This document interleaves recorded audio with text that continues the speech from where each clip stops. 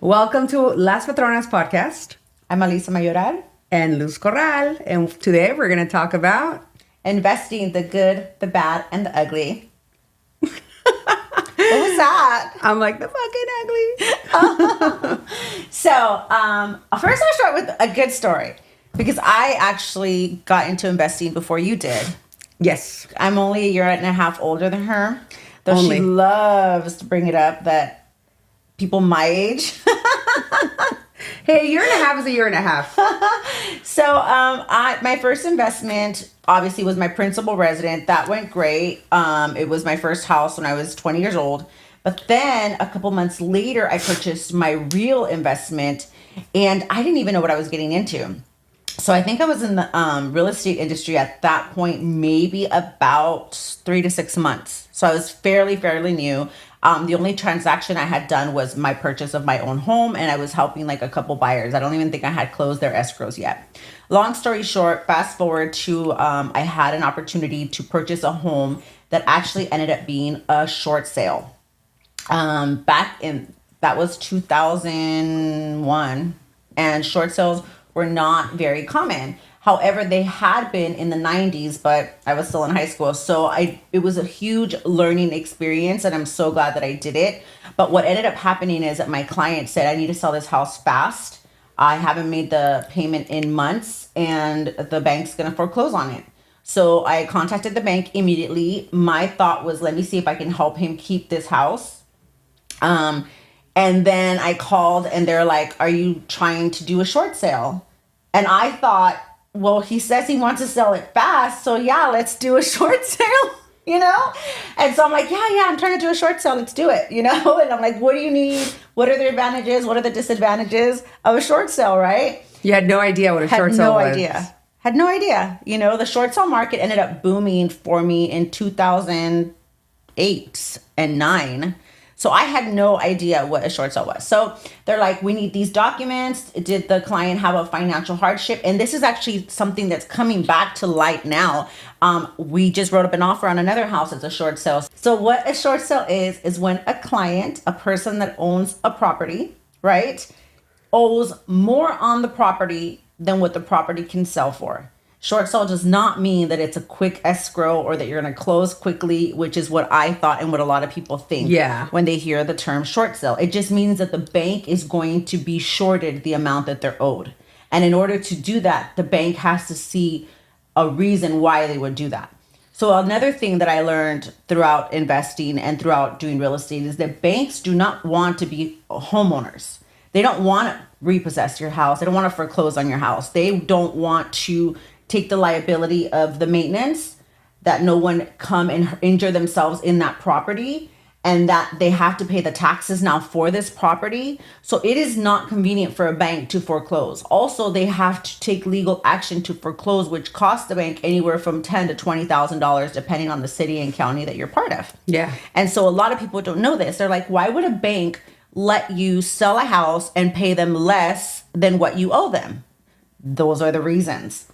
On top of that, a lot, if not all now, offer you what's called relocation, right? So they understand that you're in an actual hardship. You're selling the house because you can no longer afford it. You're selling it because you can't even afford to pay the commission, and that's why you're doing a short sale. So they understand that there's got to be some sort of hardship. Either your hours change, so your income has changed. You're going through a divorce. Maybe there's an illness. Maybe you're in debt up to your eyeballs. So there's all these financial reasons why you can qualify for a short sale and why you will qualify for relocation. The most I've ever gotten somebody was $18,000 in relocation funds. Wow. Mm-hmm. That's pretty good. And I mean, that's better than, getting your house foreclosed on and having a foreclosure on your credit for 7 to 8 years, True. So, but going back to the short sale. So going back to the short sale. So I said, yes, I want to do the short sale. And so they're like, here's a list of items we need from your client. Send it over with an offer. And I was like, well, I don't have an offer on the house, right? So then I went and I told my client, I need a list and I need to get you an offer. And he was like, well, why don't you offer? Do you want the house? And I was like, sure. Like that. He's all, yeah, you could do this and that to it. And it was in Pomona. And I was like, okay. You bought it. So I bought it. So here I go again. You know how I am. Like I was literally just trying to help the guy. I didn't want him and his family to be rerouted. I told him you guys can stay there as long as you need. We'll work something out. And I ended up making like over $60,000 on that house. I could have made much more if I would have hung on to it, hung on to it for some more time, obviously, right?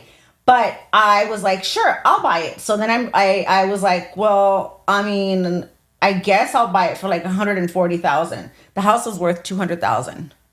Yeah. So the bank countered me. I went back and forth, negotiated, and I ended up buying it. I think like for 160, something like that. Imagine if you were still. I know we passed by that house And several times, and you've yeah. always told me. It's funny because we always pass by that street, and you're like, "Oh my God, that was my house. That was my house." Imagine if we would have kept that house. How much do you think that house is worth right now? Oh my God. In the 700s now. Easy. Yeah. Because Pomona has like. It's in the historical district of I Pomona, know. Lincoln Heights. Yeah. So what'd you do? I mean, you bought the house, and did you fix it up? No. You just resold it right away? Yeah. Unfortunately, at the time, I was married. Unfortunately.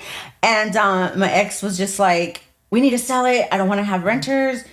So I didn't make the people leave right away. You know how I am. I'm not the best landlord. I'm better with Airbnb. Well, you are the best landlord to the renters. She's not the best landlord to the business partner. Just clarifying that. And you know what? That's another point about investing. You have to know your strengths and weaknesses. And there were my people that everybody in the house worked. They had little kids. They were struggling. And I didn't want them to just be rerouted. I ended up getting them relocation funds. I ended up helping them eventually buy another house later, but I ended up helping them rent. So for that being your first investment property, it wasn't as bad. I mean, that was a good. No, it wasn't good, and I made really good money. So it was a good experience. Felt good. It's super good, and I felt good. At the end of the day, I felt like, look, I made all this money. That was just on the resale of it. I made commission on both ends. I made quite a bit of money, and I didn't put any money into it besides the down payment. Which was like 3% back then. I think it was. So yeah, it was a great investment, and it was a learning experience because I did at that point learn that I was not a good landlord. We're talking about investments and the good, the bad, and the ugly, obviously. So this is a good experience. And then let's move on to... What about you? Did you ever have a good... We've had a lot of good... We've had some really good investments together. No. We together. I thought by myself. Yeah, by myself, I mean, I never lost money. I bought my first condo and then sold it and bought a house. Unfortunately, I bought it right before recession. And yes, I bought it for $784,000. And within a year, less than a year, the house was worth about $400,000. So that's when recession happened and I couldn't make the payments anymore. And I literally had to let go to do a short sale on the property. And it's funny because... And I wasn't your agent. If I would have been your agent, you would have scored. Oh, for sure. And if I would have kept that house, if I would have been able to keep the house, do a loan modification, do something, At that point, I was just so over. I was so over everything that I was like ready to go. Just like I threw the towel. I wish I did it. I wish I would have had someone to tell me, you should have done this differently. So that's tip number 2. So tip number 1, learn your strengths and weaknesses. Tip number 2 is don't get emotional about investments. You made an emotional decision, not a strategic one. Oh, absolutely. Because I was going through a breakup. I was going through a job change. I was going through some personal stuff. It was very personal. And you know what? Also, the thing about it is that I don't even remember the name of my realtor. I don't even remember him sitting down with us and going over everything, all our options and everything. It was so so transactional, And I know that you do your buyer's consultations, your seller's consultation. You do a lot of consultations. Like even the last one that I was with you, this lady that owns like different properties, and she wanted for you to help her get another renter into her house, and she ended up listing the house with you. Yeah. Because at the end of the day, you sit down with them and you go over their options, their life. What's their life like? What's realistic of it all? What are the logistics of it all, and it make more sense for them to sell because let's keep it real. They don't even live in the States anymore. No, they're older. They want to retire. They've already worked super hard, And this house has given them nothing but headaches, right? Because they're not even making money at this point. They're losing money on a monthly basis. So But that's one they thing were I thinking do. emotionally. They were thinking emotionally. So when you sat down with them and you give them facts and you show them numbers, it's like, oh, I wish I would have had that. That's what I'm saying. I wish I would have had that. So I lost that property, and that's how I got into credit repair. So something good came out of that. Something good always comes out of something Right? bad. I know. So, but It's not against you, it's for you. that is right. 5. But see, so yeah, nothing happens for you. nothing happens to you, it happens for you. So that being said, together we've had some really good investments, Super good. But we've had some really bad ones. But at the end of the day, it was just headache. It was a 1-year headache. It was a lot of fights. Oh my God. It was a lot of going back and forth. It was just dealing with a lot. And since the property was so far away, it just made it so much harder. But at the end of the day, if I were to do it, if I could go back and do it all over again, I would probably do it all over again. And I'll tell you why. And let's go back to tip number 3. Number 3, yeah. Number 3. Oh my God, I just lost it. It was what we didn't do in that situation. Oh, tip number 3. When you're investing, make sure that your plan aligns with what your tools are. So for us, our plan was to Airbnb this property. However, we did not have a construction company in that area that we've worked with, that we've trusted, that we've built rapport with. All of our other flips, all of our other investments, we have people that are going to help us service the property, rehab the property. This property was a gutted property. Like, we had to gut it out completely and rebuild it completely. And we knew that from the get-go. However, we did not have a team that is in that area. And it was in Joshua Tree, and that was our downfall. So tip number 3, make sure that you have the team to support your dream wherever you're going to buy that property and your investment is going to be. Not only that, a trustworthy company that you've already worked with, because honestly, you can't even be referred to another company, because that's what happened to us. But that we had our investment property, which it was in Ontario. My favorite part is actually the uglier the better for me. I love that part. And then she puts her touch into it. I like this, I want that, and I make it happen for us. Yes. So we work very good together in that way. Yes, 100%. Because I mean, I see the vision and she sees the vision, you know? Yeah. And that actually helps us very much on making the right decisions. We are very detail oriented. We're very anal when it comes to absolutely everything. So we do get a little carried away with little touches here and there. We do go above and beyond. Most investors don't do that because they're trying to save money and cut corners. I'm not saying everybody, I'm saying most. And we don't. We really make sure that everything is like perfect.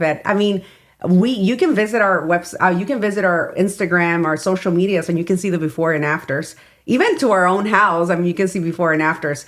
And the investment in Ontario, the condo, that was actually super fun. Yeah. That was fast. And then you double-ended it, right? You got the buyer too, remember? That was actually pretty good. And it was literally like 10 minutes away from our old office. So it was super cool. And then our team, which is husband and wife, shout out to Jose and Yolanda, they killed it for 1 month. They gutted the entire house and redo everything brand new. So they did an amazing job within 30 days. And yes, it's a husband and a wife. No one else helped them out. Yeah. And we changed windows, we changed sliding doors, we changed everything. That house was top notch. And then we staged it, right? Yep. And it looks so cute. I mean, we had people walking in there like they were already making plans on when they were going to, making rooms arrangements and everything. It was very, very nice. And the open house was beautiful. We had mimosas. We had cookie. Oh, it was so great. Homemade cookies. Right? Not by me, but they were homemade. Yep. Yeah. And so that was a great experience too. So tip number 4, definitely one of the most important tips is that make sure that you have the right team to support what your vision is. So they're like Luz and I, we make a great team. I have the ideas, the visualization of what it's going to look like. She delegates and puts them together. We have the right contractor. We have the right funding. You want to make sure that you have a plan before you just jump in it. Yes, I mean, some properties are going to take small, little details to be able to flip them and sell them right away. But some others are going to need more than just that. You need an architect to draw the plans. You need, to contact the city to get the permits.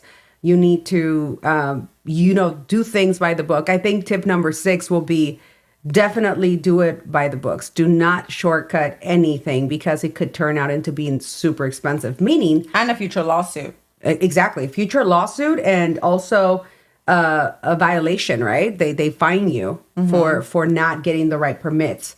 And there's always someone out there in the neighborhood, someone that is going to report you, someone is going to say something. If you throw the trash in the wrong place, if you do too much noise. One of the contractors in that nightmare property, that's what they did. They put all of the trash that was from the construction across the street.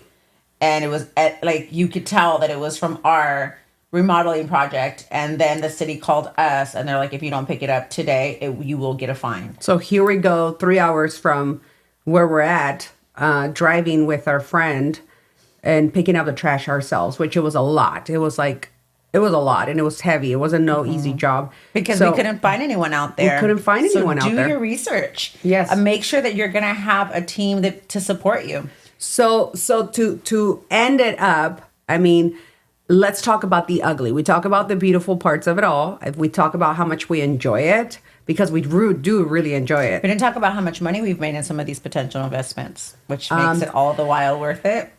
So I know the numbers by heart. Yeah. I mean, I think I don't think I know for a fact. She's that department. I am the numbers department. The investment that we had in Ontario, we made a total of $48,000. That was already profit, paying off everything, paying capital gains. Because you do have to pay capital gains when it comes to... So you have to take that into account. And then there's different capital gains. That's what I mean. I love that we're having the taller financiero this tomorrow.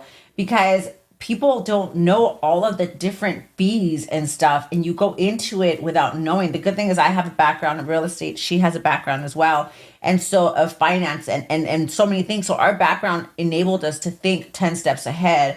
And the more we do flips, the more we learn. But...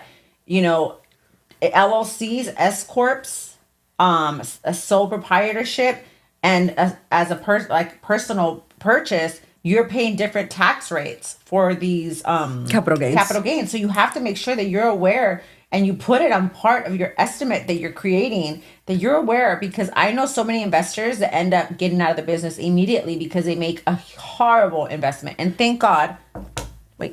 I know, I was looking for a word. Thank God that we've always made money and profit. And here's the thing, though: overestimate rather than underestimate. If you think that new floors are going to cost you $5,000, just put 7, just in case, because there's always that something that it's needed or something that you find out at the end or that you didn't know about. You break a wall and all of a sudden there's mold or there's termite or. So you always want to overestimate. And if you overestimate and you have all your numbers right and you're still profitable to where you want to be at, then do it. Yeah. But if you're overestimating and you're not making any money, you're probably short, don't do it. It's not a good idea, and nobody wants to work because it takes a lot of effort. It takes a lot of stress. It's dealing with contractors is not easy. I think the hardest part, honestly, is dealing with contractors. Yeah. And that's the reason why I stopped flipping homes for so long. You literally have to micromanage them. You have to go to the site. You have to supervise. You have to make sure that they're doing what they're supposed to do. Because I'm sorry, but most contractors have a bad reputation, and then they bring people that don't want to work or they're chilling, collecting money per an hour. When it comes to making sure that you're taking care of your investment, take care of your investment. This is your money. So yes, show up. You don't have to show up unannounced. Make sure that they're doing their job. When it comes to paying them, do not pay them up front. You pay them per parts. Okay, you did this and I'm going to pay you this much. You did that, I'm going to pay you that much. And you did. You And put it all in a and put it contract. all in a contract. And we can help you with all of that. Yeah. Trust me, we've been through it all, that we can help you not get screwed over. As a matter of fact, we were talking about yesterday at the NARP event on why we created your blueprint. And that's the reason why, because we've learned by doing a lot of mistakes that we don't want you to go through the same thing. We want to share with you what we've been through so you don't have to go through it. And we're open to sharing those Yeah. you We're know. constantly putting events together to share and to collaborate with others and to give you the knowledge that you need to run your flipping business successfully. We work so much with different types of small business, not just for them to flips or have Airbnbs, but other investments in real estate as well. So I love that we're able to do that. And a lot of people don't know, but your blueprint is more than just the credit repair company, because 20% of our clients don't need credit repair. You know, they're doing everything else that you can't even think they were of. past clients and now Yes. they're continue to be our clients for other For services. other stuff. So it's like we deal with a lot of people that don't need credit repair, don't have bad credit, but we helping them with everything else. Like you know, establishing their business their credits business now. credit, funding for business. With their properties, Airbnb properties, with their investments, Getting with their rid of flips. a lease or a car that they got when they had the bad credit. It's just so many things that we help people with. So trust, we will guide you the right direction. And so we make that kind of money on that property. I was happy. It took us a month. We flipped it in a month. And that's not including the double ending on Alicia's end. Okay, that's not including that. Then our nightmare property, because that's the most recent one. Ever since, we haven't gotten another one, just because Well, we needed a break. we needed a break. We promised ourselves that we needed a 1 year break. That's how bad it was. Yeah. And again, we talked to other investors and they were like, that's it? Really? Because we have some people that have lost hundreds of thousands of dollars. Yeah. For us, it's not much about the amount of money, because thank God we didn't lose money. Yeah, thank God. But it was the stress and the toll that took in us. I mean, you could tell. Yes. It was, we were super stressed out. Yeah. We were constantly fighting. I feel like, and we're going to tell you what happened. So we bought the property it's not exactly in Joshua Tree. It's actually 29 Palms, which Yes. is 10, 15 minutes from Joshua Tree. Which a lot of people haven't heard of that city. When it's hot over there, it's hot. And when it's cold, it's really cold. So the But property it's super cute. And it's super up and cute. coming. Very up and coming. The property was given as a donation from the original owners to the church. The church had some type of debt that they needed to pay off. So what the church did, they wanted to sell the property that was given to them as a donation to pay their debt. So that's how we got a very good deal. We got a really good deal, and we found it ourselves on the MLS. Yeah. Nobody give us that property. We went to go see it, and honestly, it looked like a haunted house. It's tiny, 500 square feet. Was it 500? 500. No. It was 600. 600, I'm sorry. 600. Still. 600 square forgot feet. that. There were still clothes. There was still furniture. There was still personal stuff. There were Yeah. still shoes. Everything. It was And it like was the so spirits sad, were still there. Right? It was so sad. I felt like it just had such a no light to that place. It was dark. It was. I don't know how someone lived there. I me neither. And I still remember the smell. Like I can smell it right now. And walking in there, I remember Alicia's face was like, what did we just do? And I was like, listen, everything's gonna be fine. Don't worry about it. Everything, trust me. You know, I'm that kind of person, like cheering her up. Because she was like, I just don't see the end. Da, da, da, da. Anyways, make a long story short, we hired a contractor that was referred to us by another realtor. And I'm going to give it to you fast, okay? Because this is kind of long. And this guy ended up being fraud. He literally went to the property to give us a quote, but he destroyed, he actually did some work. He brought a wall down and sent us a video. Okay, almost like, hey, I already did something. Now I'm hired, kind of a thing. Because he was referred by another person that she knew. That I've known for a long time that said he had done multiple flips with him in that area. We were like, all right, let's do it. Made the mistake of not having, we did have a contract, but the contract wasn't specific enough. And I am like a stickler. I am so thorough with my contracts. Again, though, during this time, we're planning a wedding. It was 2020 during the pandemic or no? 2021. 2021. So we were That was still- reestablishing and hiring new people and growing Blueprint. So that was another thing. Guys, make sure that you don't miss steps because you're so busy. Because being so busy and not calculating things right and not writing things right will cost you so much. So he was supposed to get permits. He was supposed to go every day and do this and do the other. Because we extended the property. It was only 600 square feet. We turned it into 1,000. But it was going to be 1,200. It was going to be 1,200 square feet. We added a deck. We added another bathroom, a full-on bathroom. We just did so much to the property, and we also wanted to be super cute. Yes. So we did good quality, everything. It turned out so cute. Yeah. So ended up being that the city went and give us a notification that we were doing everything without permits. That was red flag number one. We were like, what the heck? We were supposed to get permits. Then we ended up going over there, and the job was sloppy.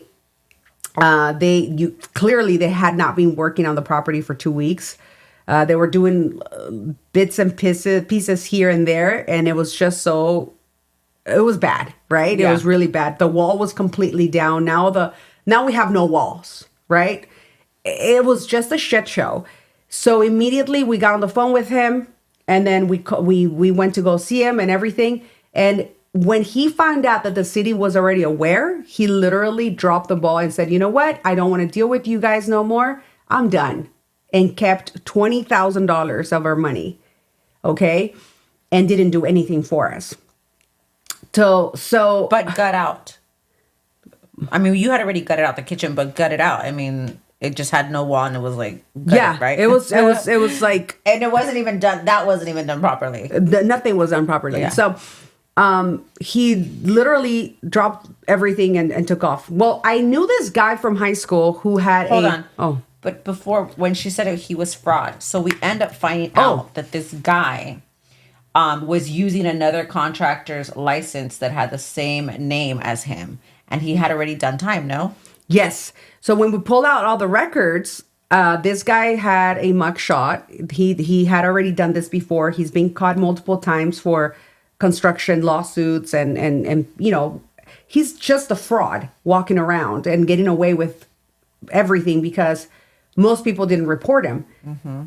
Funny part is, a week after this happened, the person who referred him to us, which was your realtor friend, called us and said, hey, how is everything going? Oh, by the way, there's another guy that he did the same thing to at the same time. So this guy is going around and taking people's money without doing all the work, and he finds reasons to drop the job. We have a very good ending story with this, but I knew this guy from high school who had another construction company, and I talked to him. I thought, hey, he's been reaching out to me, offering me. He sees what we do, so he's like, let's do business together. He looked legit, everything, blah, blah, blah. And you know him since high school. And I known him since high school. I was like, there's no way he's going to do me wrong. There's no freaking way he's going to not do what he's supposed to do, right? Had a contract with him, came to our office. Yes, he did most of the work, but it took him almost a year to get it done. And it was supposed to be a 3-month project? It was a 3-month project. It took him almost 11 months and tons of headaches. I was calling him every week. He wasn't answering. He was in Mexico for the most part. He had just had a baby. He was getting married. He was getting... I mean, it was just constant excuses. But yet all over his Instagram, he was having that great life in Tijuana, you know? Mm-hmm. And it was so hard to get a hold of him. People weren't showing up to work. We had to hire people to go in and supervise the job. We had to pay those people to top it off whatever we've already paid him. He always underestimated cost, and we ended up paying more for stuff. The roof was a shit show. They were supposed to do what's it called? A guaranteed, on the warranty, roof. Yeah. And that didn't happen. We had a problem with the roof right away, and it was brand new, and it was a problem. I mean, little things here and there that kept happening. The closet ended up being super small. This guy didn't know what he was doing, honestly. Like the hangers wouldn't have fit in the way that he did it. Yes, it was just ridiculous. So I ended up firing him 2 weeks prior to finishing the property. Excuse me. And we ended up finishing everything ourselves. I ended up hiring people here, hiring people there. And we ended up finishing the property. We staged the property ourselves. And with the help of some of our friends that came over, I mean, Viviana came and smudged the property. Because yes, it felt like there were spirits there. And the little boy that wanted to play. And to be quite honest with you, we could have sued him too, the second person. But even suing someone takes so much effort and so much work. I'm yawning too. And so much, it takes a toll on you. So to make a long story short, now that I'm at the end, we ended up selling the house. We made a profit of $32,000 already profit. That was like our profit because Alicia was the actual realtor. If Alicia wasn't the realtor, then our profit would have been a lot less. But was it $32,000 worth a whole year of stress going back and forth? Yes. No. So it was not worth it. Number 5, make sure that you... No, we're already on tip number 7. 7? Yeah. Like we've actually been numbering them? Really? Yes. Okay. So tip number 7, make sure that you're accounting an actual income for your time.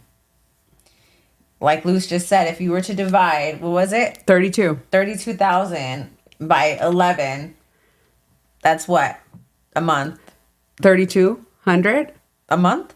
Between 2 people that are working on this deal. Yeah, no, our time is worth way more than that.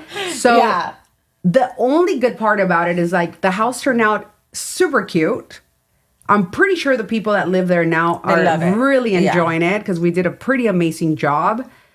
Number 2, the experience, the experience that we took, although it was bad and it was good, the nights that we went over there to work on it ourselves, the friends that came over and we all spent the night there, and then the little bars that we went to go see, that we went to visit because we were staying there. We took our family there. We took the dogs there. I still haven't gone to the gay bar. I know. We got to go back. What about, tell them about Anna and you. That was fun. I wasn't there either. I was working, but my friends really showed up. Like literally, like some of them came from San Diego. Some of them came from just local. But Anna and I rented. Anna, her friend. Anna, our friend, rented, and I rented those digging tractors. You know, the small ones. At Home Depot, and we literally cleaned out the entire property, like, because it was really bad. But that was our first time using it, right? So we had so much fun. However, one of the cables for electricity was so low. Anna almost took the cable. That would have been a shit show. Anna almost took down the deck as well. And well, they were like, I saw video. They were like having a good old time on that tractor, running back and forth. I don't even think you guys were you being serious when you guys were doing that? No, we were fine. That was just for the Instagram. But everything else, no, it was like the tractor got stuck under the deck, and I was like, Anna, if you effed up this deck, Alicia's gonna cut you and my neck. Like, this is like crazy. I got so stressed out. When everybody went and we rented a U-Haul, and we literally brought things from our house and from the office to stage the property. And the cutest thing is that it turned out so cute that they bought everything with the house. Yes, the buyers wanted everything that came with the house. It was so nice. I mean, honestly, I would have bought the house the way it was too. So again, you have, the goods, the bads, and the horrible. But although we've been through it all, I can't wait to have our next one. I can't wait to do it all over again. I think the experience that you gain from doing it, it's going to pay off. Yeah. And not only that, but it's something that I really enjoy doing. I know you like it. I like bits and pieces of it. But, I feel that for one, I need my honeymoon before we go on another flipping extravaganza. And then also more support, with our other businesses because flipping it can be ugly, but it has been fun. I Yes. think maybe we'll flip like another house before the end of the year after our Thailand trip. Let's see. Yeah, so that Thailand is in December, so I don't think it's So gonna happen. maybe we'll buy it right when we come back. Because December is always the best month to buy But investments. if the right opportunity comes, I mean, that's what we're gonna do, right? Right. So we can't wait for the next one. Thank you so much for tuning in, and I hope we brought some good points to you. And if you guys have any questions, you can always reach us. You know where to find us. I'd also like next time to talk about other types of investments because there's so many more. There's actually 5 main ways to invest in real estate. So maybe we'll talk about that next time. But our primary, we like Las Patronas flipping, that's our thing. And there's also Airbnb options, short-term, long-term rentals. There's so many things that you can do when investing in real estate. And really the very first investment is your first home. You will always continue to gain equity even when the markets shift, and have that where you're holding on to a great piece of investment. So there you go. Can't wait. Can't wait. Bye. Saco mi cadena.